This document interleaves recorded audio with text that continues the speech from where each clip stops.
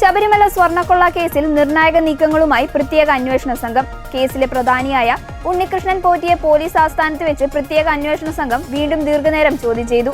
ADGP H. വെങ്കിടേഷിന്റെ നേരിട്ടുള്ള നേതൃത്വത്തിൽ crime branch ഓഫീസിൽ നടന്ന ചോദ്യം ചെയ്യൽ ഏകദേശം 8 മണിക്കൂറോളമാണ് നീണ്ടുനിന്നത്.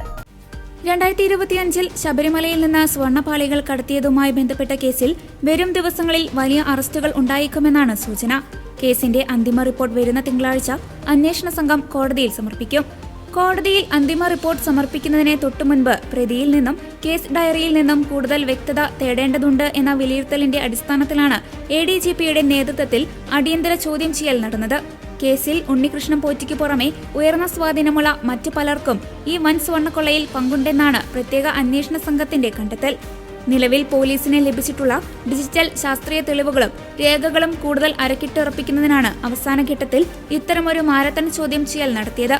ഈ ചോദ്യം ചെയ്യലിലൂടെ കേസിനെ സംബന്ധിക്കുന്ന പല നിർണായക വിവരങ്ങളും സ്ഥിരീകരിക്കാൻ പോലീസിന് കഴിഞ്ഞിട്ടുണ്ടെന്നാണ് ഉന്നത വൃത്തങ്ങൾ നൽകുന്ന സൂചന.